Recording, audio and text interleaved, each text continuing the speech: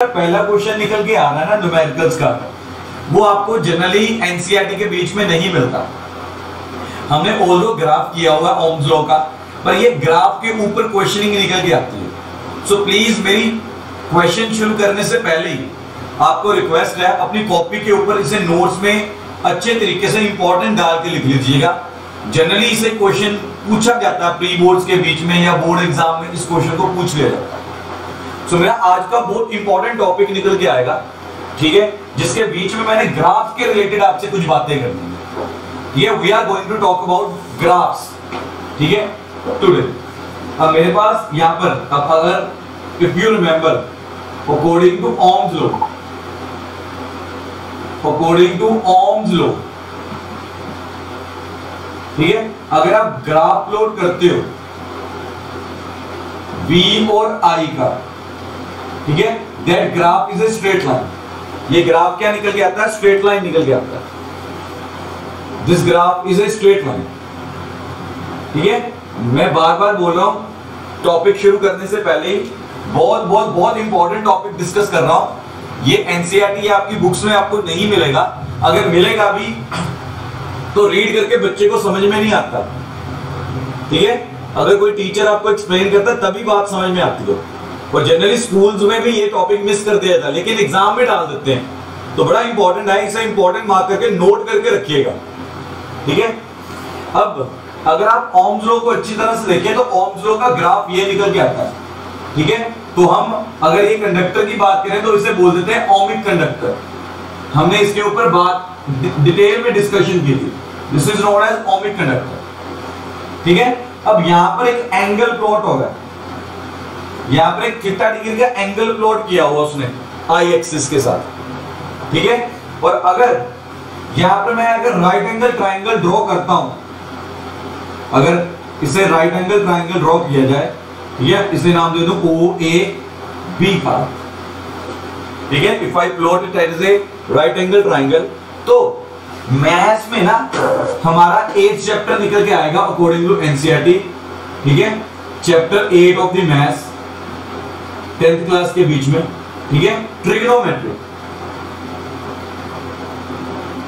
अब इसके बीच में ट्रिग्नोमेट्री का कंसेप्ट यूज करूंगा मैं, ठीक है, इसके बीच में ट्रिग्नोमेट्री का कंसेप्ट यूज करूंगा, ठीक है। तब ट्रिग्नोमेट्री करेंगे, अब तब और ज्यादा क्लियर हो जाएगा। बस आपको अभी फॉर द टाइमिंग याद इतना रखना है कि इसमें tan theta, this is a trigonometric identity, ठीक है, ट्रिग्नोमेट्रिक रेशियो बोलते हैं हम इसे। This is a trigonometric ratio. tan theta निकल के आता है perpendicular, AB is the perpendicular upon base, ठीक है। आपको इसके अंदर बस ये बात याद रखनी है, जब भी ग्राफ के बीच में हम कोई बात करते हैं तो ग्राफ के बीच में आपको बस ये याद रखना है कि tan theta is equal to AB upon OA। ये आपका मैथ्स का चैप्टर 8 निकल के आएगा, ट्रिग्नोमेट्री रेशियो है ये tan थीटा।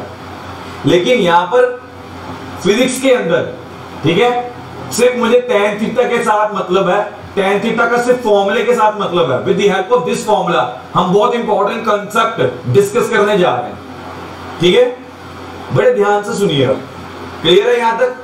tan थीटा वाली बात क्लियर है सभी को? ठीक है, गजल, कोमल, ठीक है, हर्षित, चलो सभी को क्लियर है, ये याद रखिएगा। अब tan थीटा का फॉर्मूला याद रख लो। tan थीटा का फॉर्मूला होता है perpendicular upon base, perpendicular upon base होता है इसका फॉर्मूला, ठीक है। इसका फॉर्मूला क्या होता है? Perpendicular upon base.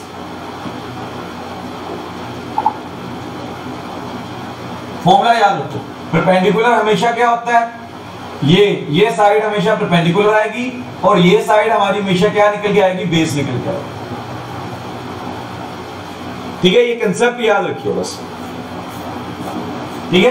अब ध्यान रखिएगा, अगर मैं इसे फर्दर थोड़ा सा रब करूं यहां से, अगर फर्दर इसे डिस्कस करूं, ठीक है, अगर AB की वैल्यू सोचूं मैं फिट करने की, तो AB मेरा किसके इक्वल निकल के आ रहा है? अब आप खुद सोचो, ये AB आ रहा है, AB किसके इक्वल आ रहा है? V के इक्वल निकल के आ रहा है और OA किसके इक्वल निकल के आ रहा है, I के इक्वल निकल के आ रहा है। तो tan theta is equal to V upon I निकल के आ रहा है। tan theta is equal to क्या निकल के आ रहा है, V अपॉन I निकल के आ रहा है। ठीक है, AB हमारे पास V निकल के आ रहा है, OA हमारे पास I निकल के आ रहा है। तो tan theta is equal to V upon I है। ठीक है, अब according to Ohm's law V upon I तो होता है मेरा रेजिस्टेंस। इन शॉर्ट यहां से मैं कह सकता हूं कि tan theta is equal to क्या होता है, resistance. tan theta is equal to क्या निकल के आ जाएगा, रेजिस्टेंस के इक्वल निकल के आ जाएगा। तो ये बात याद रखो, जब भी VI ग्राफ की बात की जा रही है तो tan theta is equal to क्या निकल के आता है, रेजिस्टेंस के इक्वल निकल के आता है। tan theta is equal to resistance होगा। सो इन शॉर्ट यहां से अगर मैं और ज्यादा कंक्लूजन के ऊपर आऊं और ज्यादा बात करूं तो मेरे पास यहां पर एक कंसेप्ट निकल के आ रहा है, फॉर्मूला निकल के आ रहा है, आप यही कह लो। ठीक है, फॉर्मूला क्या निकल के आ रहा है कि theta is directly proportional to resistance. मुझे ये याद रखना कि VI ग्राफ के बीच में in the VI graph theta is directly proportional to resistance. ये वाला theta is directly proportional to resistance.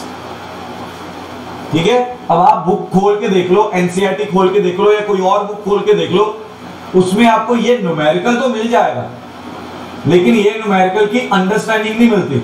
वो इसलिए कह रहा हूं कि इसे अपनी कॉपी के ऊपर नोट करके रखिएगा अच्छी तरह से, बहुत इंपॉर्टेंट कंसेप्ट है। ठीक है, मतलब ओवरऑल आपको याद वो रखना है जो मैंने ब्लैक कलर के बॉक्स के अंदर रखा है कि angle theta degree is known as angle. Angle is directly proportional to resistance. Angle is directly proportional to resistance. ठीक है, अब मैं अगर VI ग्राफ प्लॉट कर रहा हूं दो, ठीक है, अब ये आ गया OA, ये आ गया OB, ठीक है, ये आ गया V, ये आ गया I। अब यहां पर मेरा क्वेश्चन निकल के आ रहा है, OA and OB represents the two conductors. ठीक है, represents the resistance of two conductors. Resistance of two conductors. ठीक है, whose resistance is more? Justify your answer। हमारे पास क्वेश्चन ये निकल के आते हैं एग्जाम में कि O एंड OB रिप्रेजेंट कर रहे हैं resistance of a two conductors whose resistance is more। Justify your answer. जब जस्टिफाई योर आंसर की बात कर देता है तो it means we have to give the mathematical expression. Note कर लो, व्हेनेवर जस्टिफाई योर आंसर आ जाता है, ठीक है, तब कोशिश करते हैं कि अपना आंसर मैथमेटिकली एक आंसर का रिप्लाई दिया जाए फिजिक्स के अंदर। ठीक है, तो अब जितना मैंने समझाया उसके बाद डिस्कशन करके देखते हैं। नमन जी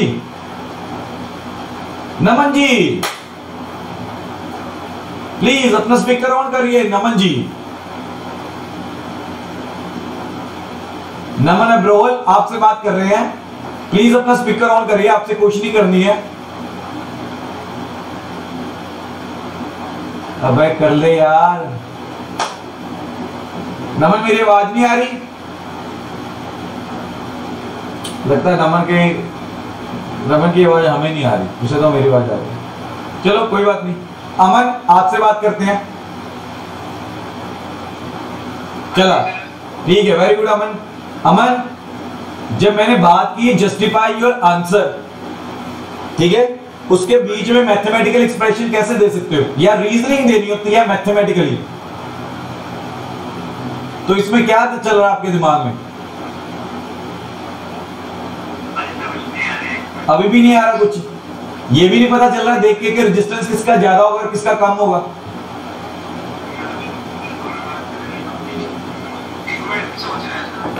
अच्छा अमन, जो पिछला मैंने जो अभी पिछली स्लाइड निकल के आ रही थी उसे सारा नोट कर लिया था आपने? अच्छा, उसी को दिमाग में रखो, उसी को अपने सामने रखो और उसको अपने सामने आंसर मतलब सामने रखकर आंसर देने की कोशिश करो जरा। सभी बच्चे, सभी जितने भी यहां पर हो, प्लीज जो मैंने पहली स्लाइड में आपको नोट करने के लिए बोला था, theta is directly proportional to R, with the help of that मुझे रिप्लाई देने की कोशिश करो। हर्ष क्या बोल रहे हो आप? हर्ष कह रहा ओबी, मतलब बाकी बच्चे भी ओबी कह रहे हैं। छवि ओबी,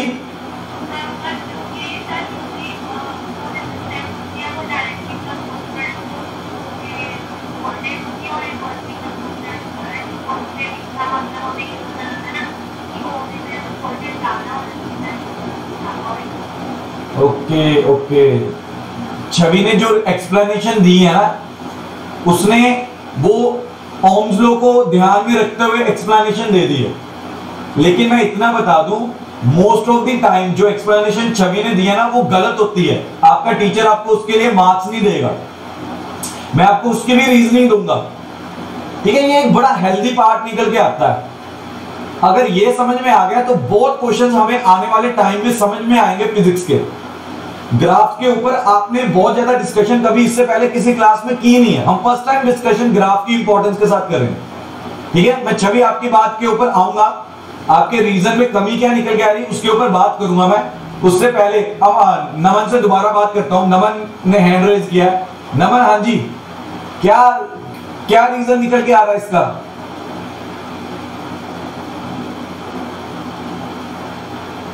मुझे तो ऐसा लग रहा है जैसे मैं नेशनल टीवी के ऊपर ना किस एंकर्स बैठे हुए हैं, मतलब ठीक है, मैं इंटरव्यू ले रहा हूं। हाँ जी नमन बोलो।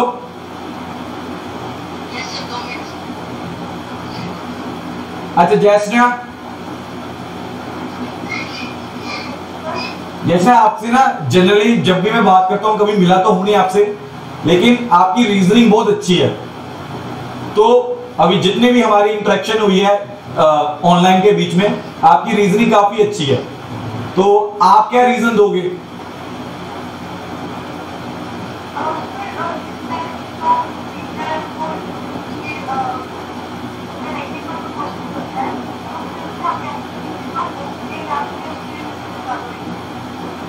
चलो ठीक है, जैशना ने सिर्फ मेरा वो वाला पॉइंट उठा लिया, बिल्कुल सही किया जैशना, बिल्कुल सही रीजन है, ठीक है? मैं छवि की बात से शुरू कर रहा हूं। छवि ने बहुत अच्छा एक रीजन सोच के बताया, ठीक है? बाकी बच्चों के दिमाग में भी छवि वाली बात निकल के आ सकती है, ठीक है? लेकिन उसमें कमी क्या निकल के आती है उसके ऊपर बात कर लेते हैं, ठीक है? मैं अगले पेज के ऊपर जा रहा हूं, सेम ग्राफ प्लॉट करता हूं। मैं अगले पेज पे गया, डिफरेंट कलर्स के साथ ये ग्राफ प्लॉट कर रहा हूं। ये OB आया, ठीक है? ये OA आया, ठीक है? अच्छा, जब मैं इसको देखता हूं तो मेरे पास यहां पर V1 निकल के आ रहा है, ठीक है? इसी तरह से जब ये इसे देखता हूं तो यहां पर I1 निकल के आ रहा है, ठीक है? तो मेरा R किसके इक्वल निकल के आएगा? R1 V1 अपॉन I1 के इक्वल निकल आएगा। This is my first equation. ये मैं जो छवि ने जो मुझे रिप्लाई दिया था मैं उसे एक्सप्लेन कर रहा हूं, ठीक है? उसके बीच में जो ड्रॉबैक्स निकल के आते हैं उसके ऊपर बात कर रहे हैं, ठीक है? सिमिलरली इसके ऊपर आते हैं तो ये निकल के आएगा V2, ये निकल के आ जाएगा I2। तो यहां से मेरा R2 निकल के आएगा V2 upon I2, V2 upon I2 इस तरह से निकल गया, ठीक है? अब from the graph clearly V1 is greater then V2, V1 मेरा ग्रेटर निकल के आ रहा है V2 के साथ, ठीक है। Similarly from the graph I1 is smaller than I2, ये देख लो नीचे I1 स्मॉलर निकल के आ रहा है I2 से, I1 is smaller than I2, ठीक है। अब ये वाली इक्वेशंस जो मेरे पास निकल के आ रही हैं, ठीक है, या मैं इसे ऐसे लिख सकता हूं, इसे रब करके थोड़ा सा और बेटर तरीके से लिखते हैं। I2 is greater then I1, ठीक है। अब अगर डिवाइड करता हूं तो मेरे पास ये चीज निकल के आती है। अब ये तो कोई फॉर्मूला ही नहीं है, ये भी कोई फॉर्मूला नहीं है, मुझे चाहिए था V1 अपॉन I1, ये आ रहा है V1 अपॉन I2। अगर ये ग्रेटर देन के साइन के साथ निकल गया था तो मैं इसे R1 बोल ही नहीं सकता, this is not R1 and this is not R2, ये R2 नहीं बन सकता, इसलिए छवि की एक्सप्लेनेशन गलत हो जाती है। छवि अब समझ में आ रहा है कि क्यों एक्सप्लेनेशन इनकम्प्लीट है। इनकम्प्लीशन आपको नजर आ रही होगी।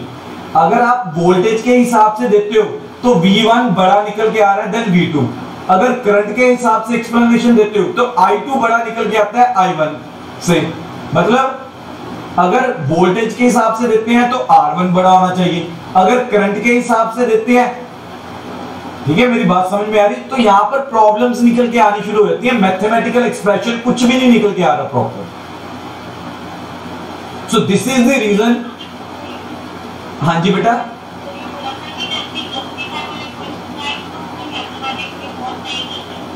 जब भी मैथमेटिकली सॉल्व ऐसे ही कहते, जब भी जस्टिफाई वाले क्वेश्चन आते हैं तो मैथमेटिकल एक्सप्रेशन जो भी निकल के आ रहा है ना, उसकी हेल्प के साथ थोड़ा बहुत बताना होता है। फॉर एग्जांपल जैसे मैंने थीटा का कंसेप्ट दिया आपको, तो जब मैंने थीटा का जब भी एक कंसेप्ट दिया तो उसके कंसेप्ट की हेल्प के साथ देना है हमें। वो प्रॉपर मैथमेटिकल एक्सप्रेशन भी नहीं है, लेकिन मैथ्स के एक्सप्रेशन में से निकाली हुई एक जस्टिफिकेशन है,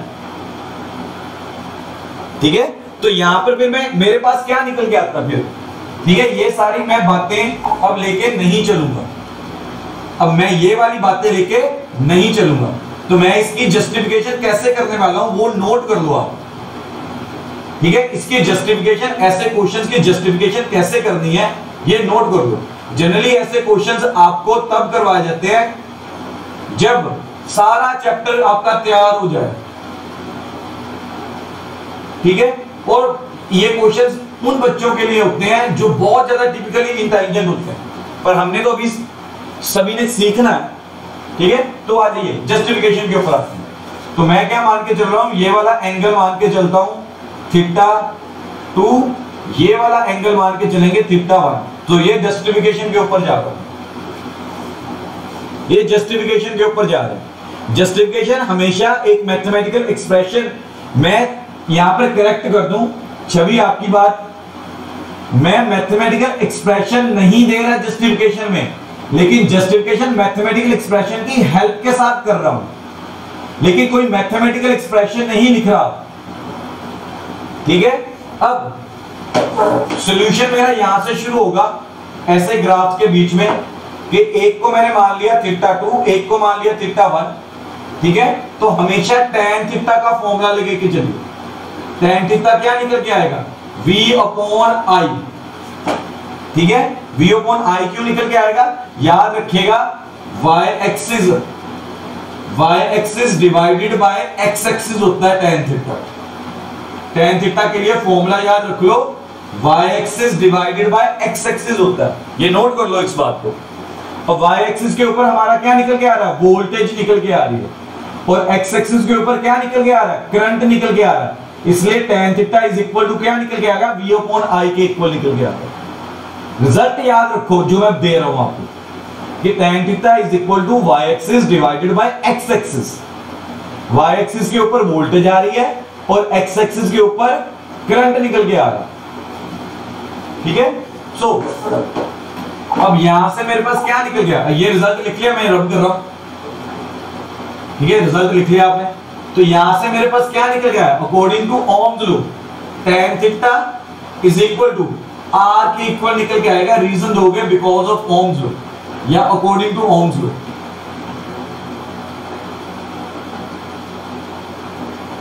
तो यहां से theta is directly proportional to r, theta is directly proportional to r। ये मेरी जस्टिफिकेशन चल रही है अब साथ साथ, theta is directly proportional to r।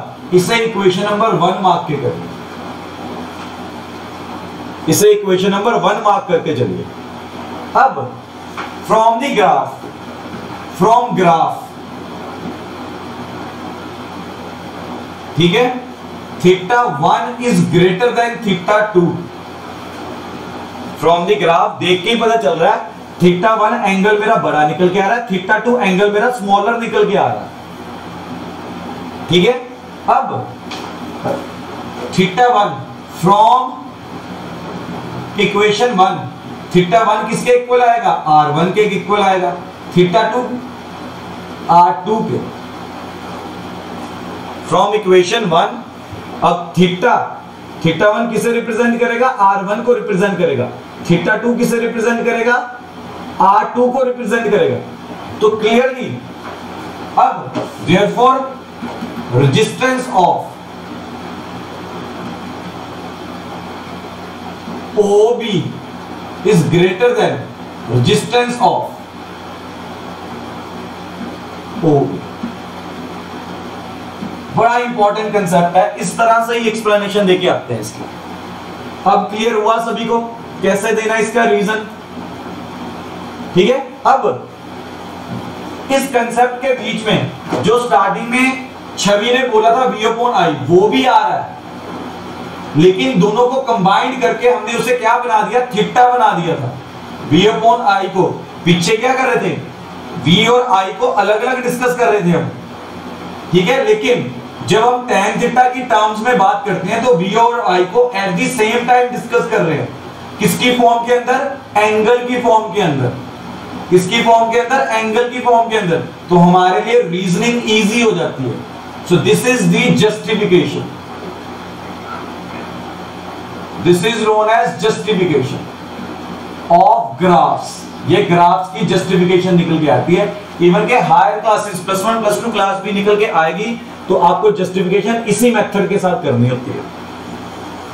अब ये अकेला ओम्स लॉ नहीं, ऐसे जितने भी ग्राफ्स निकल के आएंगे ऐसे ही जस्टिफिकेशन करते हैं। ठीक है, क्लियर हो रहा है सभी को? क्लियर है? अगर क्लियर है तो मैं अकेले अकेले से एक बार पूछूं, छवि अब क्लियर है कंसेप्ट?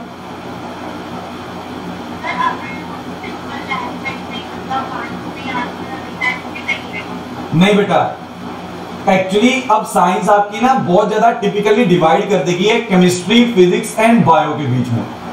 तो फिजिक्स को अटेम्प्ट करने की ना थोड़ी सी अलग मेथड होता है। फिजिक्स को जनरली इसी मेथड्स के साथ एक्सप्लेन किया जाता है। वहां पर लिखा कम जाता है, थ्योरेटिकल वैल्यू लैंग्वेज में कम लिखा जाता है और ऐसे एक्सप्रेशंस में ज्यादा लिखा जाता है, जैसे अभी आपके सामने डिस्प्ले है। ठीक है, तो आपको वो धीरे धीरे आता जाएगा, समझ में आता जाएगा कि अटेम्प्ट केमिस्ट्री की अटेम्प्ट कुछ और तरीके से है, फिजिक्स की अटेम्प्ट कुछ और तरीके से है, बायो की अटेम्प्ट कुछ और तरीके से है। आपको धीरे धीरे जैसे जैसे हम चैप्टर्स करते जाएंगे क्लियर होती जाएंगी ये बातें। ठीक है, अब क्लियर है छवि? ये क्वेश्चन आपके स्कूल में कभी करवाया? ओके ओके, चलो चलो सभी से पूछ लो एक। अमन क्लियर है? अब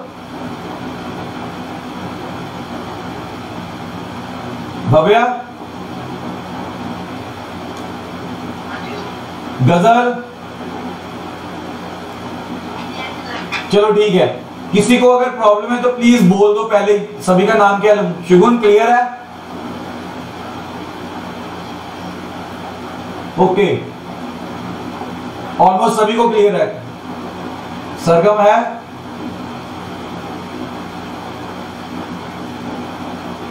चलो सरगम आज आई नहीं। चलो ये कंसेप्ट क्लियर है। अब इसी कंसेप्ट के ऊपर एक क्वेश्चन और करते हैं। इसी कंसेप्ट के ऊपर एक क्वेश्चन और करते हैं, बड़े ध्यान से देखिएगा। ठीक है, अब ये कंसेप्ट नोट कर दो, मैं बार बार बोल रहा हूं, बुक्स में नहीं है ये कंसेप्ट, ठीक है। आज मेरी किसी पेरेंट के साथ यही बात हो रही, तो मैं उन्हें यही बोल रहा था कि जो हम बात डिस्कशन कर रहे हैं वो आपको ज्यादातर बुक्स में नहीं मिलता, और स्कूल्स वाले भी बताने में देरी कर देते हैं, वो मैं सारा डिस्कस कर रहा हूं, ठीक है। चलो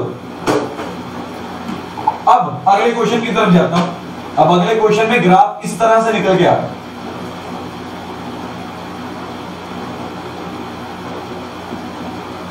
ये आ गया B, ये O, ये आ गया A।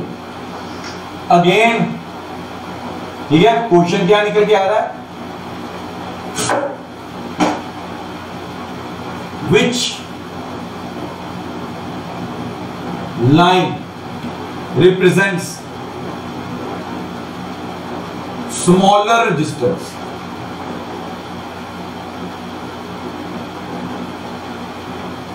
Justify your answer.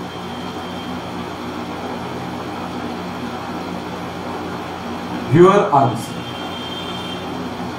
और ध्यान से देखिएगा, बड़े ध्यान से, 1 मिनट का टाइम लो, बड़े ध्यान से देखो, ग्राफ को अच्छी तरह से स्टडी करो, उसके बाद रिप्लाई करो।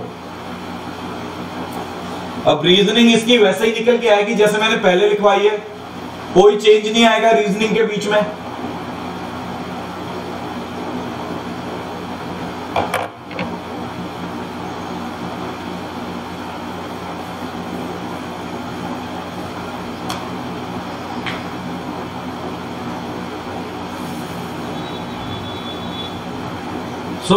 हुआ किसी का?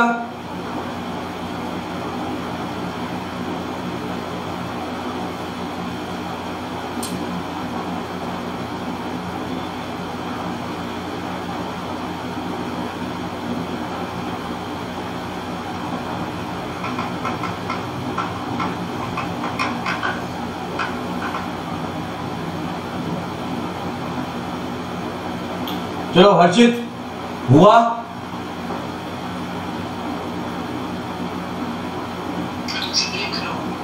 जल्दी देखो ध्यान से।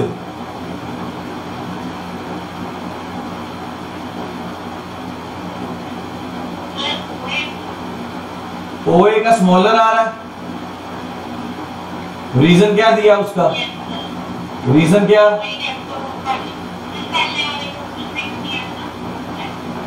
जैसे पहले क्वेश्चन में किया।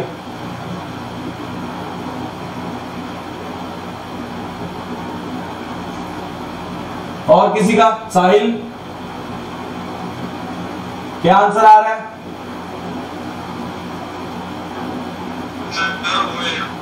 ओए। चलो चेक करते हैं, डिस्कस करते हैं इसे।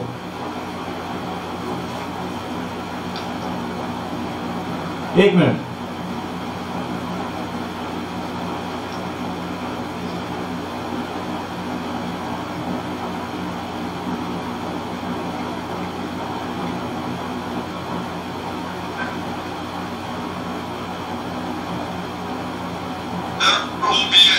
ओ बी चेंज कर दिया। एक मिनट मैं बच्चे को लिंक भेज दूं। वो भी आ रहा है।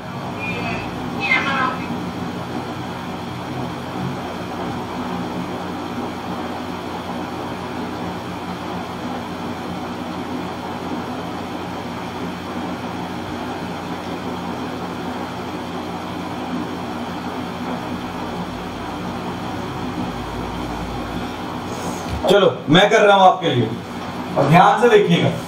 अब यहां पर मैंने क्या किया, ठीक है, अगेन मैंने क्या बोला था, जब भी ये क्वेश्चंस को देखोगे तो सबसे पहले एंगल्स बनाओ, ठीक है। ये θ1 बना दिया, ये θ2 बना दिया, एंगल्स बनाओ। तो tan थीटा यहां पर हमेशा क्या होता है, मैंने याद करवाया था, tan theta y axis divided by x axis, y axis divided by x axis, ये निकल के आ रहा है, ठीक है। तो मेरा y एक्सिस के ऊपर यहां पर क्या निकल के आ रहा है, I निकल के आ रहा है दिस टाइम। y एक्सिस के ऊपर मैंने क्या बनाया, I बनाया दिस टाइम। ये अब इस बात के ऊपर ध्यान रखना है। तो यहां पर इस पर्टिकुलर ग्राफ के बीच में tan थीटा क्या निकल के आ रहा है, 1/r निकल के आ रहा है। tan थीटा क्या निकल के आ रहा है, 1/r निकल के आ रहा है इस वाले पर्टिकुलर ग्राफ के बीच में। ध्यान से देखो, ठीक है। और अगर मैं ऊपर क्वेश्चन रब कर रहा हूं, यहां से क्वेश्चन रब कर रहा हूं, ठीक है, तो क्वेश्चन के बीच में कुछ भी चेंज कर सकते हैं वो, ध्यान रखो बस इस बात का, ठीक है। क्वेश्चन के बीच में कुछ भी चेंज हो सकता है। सो थीटा यहां पर is inversely proportional to R आ रहा है, इसे इक्वेशन नंबर 1 मान के चलो, इसे इक्वेशन नंबर 1 मान के चलो। अब यहां पर अकॉर्डिंग टू क्वेश्चन या according to graph, theta 1 is greater than theta 2, theta 1 is greater than theta 2, it means 1/r1 is greater than 1/r2, 1/r1 is greater than 1/r2। इसे रब कर रहा हूं नीचे, ठीक है। तो क्रॉस मल्टीप्लाई किया, after cross multiply r2 is greater than r1 निकल के आ रहा है, r2 is greater than r1 निकल के आ रहा है। तो इट मींस मैंने पूछा था स्मॉलर कौन सा है, मैंने पूछा था स्मॉलर कौन सा है, ठीक है। अब अगर R2 ग्रेटर निकल के आ रहा है तो स्मॉलर कौन सा निकल के आ रहा है, R1, ठीक है। Therefore R1 is smaller representing OB, representing OB। अब ये साहिल का सही था, साहिल वेरी गुड, बाकी बच्चों का बीच में सब काफी सही था। तो मतलब बारीक बारीक छोटी छोटी बारीक बारीक चीजों का इसमें ध्यान रखना कि अगर उसने एक्स एक्सिस और वाई एक्सिस के इंटरचेंज कर दिया तो मेरी एक्सप्लेनेशन भी उस अकॉर्डिंगली चेंज हो जाएगी थोड़ी सी। लेकिन tan थीटा का formula Y axis divided by X axis will remain same, उसमें कोई चेंज नहीं आएगा, विल रिमेन सेम, उसमें कोई चेंज नहीं निकल के आएगा। बात समझ में आ रही है? अब छवि क्लियर है? चलो वेरी गुड, सभी को क्लियर हो गया होगा, ठीक है। कोमल क्लियर है? मौलिक जी? चलो बस ये कंसेप्ट याद रखना। अच्छा एक बात और, एक क्वेश्चन और दे रहा हूं, ध्यान से समझिए, ठीक है, बड़े ध्यान से। अब ये क्वेश्चन के बीच में इस तरह से ग्राफ है,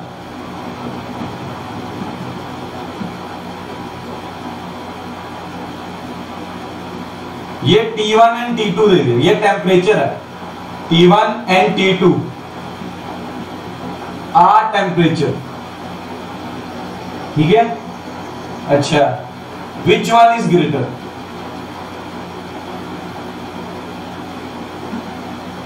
इस ग्राफ के बीच में T1 T2।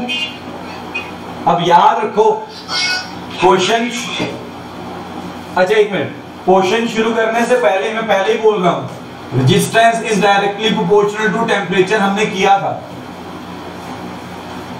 Greater the resistance greater will be the temperature, या temperature greater the temperature greater is the resistance.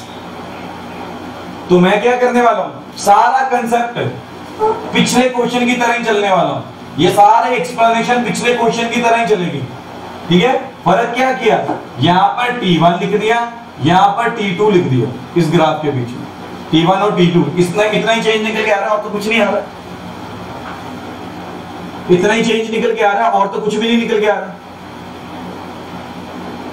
अगर सिर्फ इतना ही चेंज निकल के आ रहा है तो यहां से मैं क्या कर सकता हूं, एडिशन। यहां पर ये लिखने से बजाय मैं यहां पर क्या लिखूंगा, ठीक है। अब मुझे मालूम है ये इक्वेशन नंबर 2 बन जाएगी, then we know temperature is directly proportional to R, तो यहां से T2 will be greater than T1, ठीक है, T2 will be greater than T1, ये मेरा क्या हो जाएगा, answer. And this is known as justification, ये जस्टिफिकेशन की है मैंने,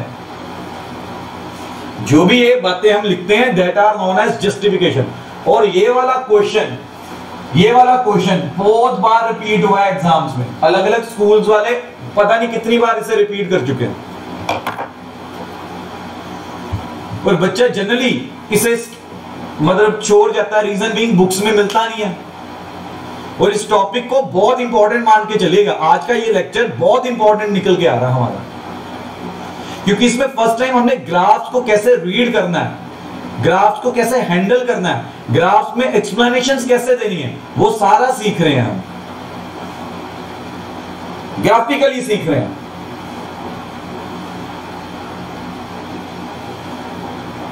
ठीक है, क्लियर है यहां तक? चलिए आज सिर्फ इतना ही करते हैं, ठीक है। 3 क्वेश्चंस के साथ ही आज डील करते हैं, लेकिन बहुत बड़ी एक्सप्लेनेशन हमने आज कवर कर ली है, ठीक है, सफिशिएंट है आज के लिए। अभी हम अगले चैप्टर की तरफ चलते हैं।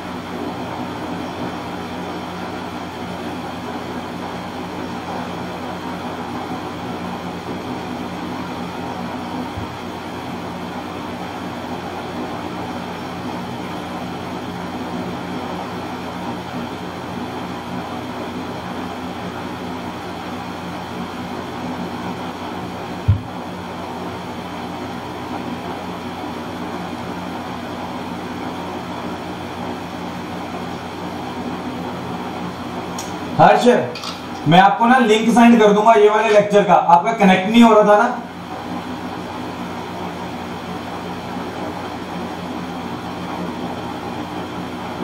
ठीक है हर्ष, माइट भी आपकी इंटरनेट की प्रॉब्लम आ रही थी, मैं आपको ये सारा लेक्चर ना सेंड कर दूंगा, ठीक है। चलो मैं अभी मैथ्स की तरफ जा रहा हूं, आज सिर्फ इतना ही रखो।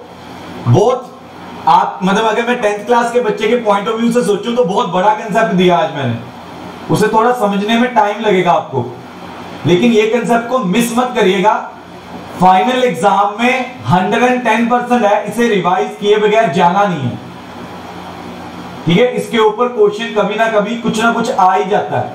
इवन कि आप अगर बात करोगे ना लखमीर सिंह एंड मंजीत सिंह वाली बुक की, उसमें भी ये कंसेप्ट नहीं है, लेकिन जब आप सैंपल पेपर्स वगैरह उठाते हो ना, सैंपल पेपर्स के बीच में ये कंसेप्ट निकल के आता है, सैंपल पेपर्स के बीच में इस कंसेप्ट के ऊपर क्वेश्चंस आते हैं, और बोर्ड के बीच में भी इसके ऊपर क्वेश्चन आया हुआ, ठीक है। बुक्स में कवर नहीं करता ये चैप्टर, ये क्वेश्चन, पर यहां पर पता चलता है कि फिजिक्स के बीच में मैथ्स का यूटिलाइजेशन क्या निकल गया, ठीक है। तो मैं ये वाला साइंस का सेशन यहीं पे खत्म कर रहा हूं। ये कंसेप्ट को नोट करके रखिए, बहुत इंपॉर्टेंट कंसेप्ट है हमारा, मैं बार बार यही रिक्वेस्ट कर रहा हूं आपको, ये कंसेप्ट जिस कॉपी के ऊपर भी नोट किया है वो कॉपी बड़ी संभाल के रखिएगा, या अपनी बुक लो, इलेक्ट्रिसिटी चैप्टर जहां पर निकल के आ रहा है, जहां पर खत्म हो रहा है, वहां पर ये वाला पेजेस स्टेपल कर दो, सो दैट व्हेनेवर आप बुक खोलो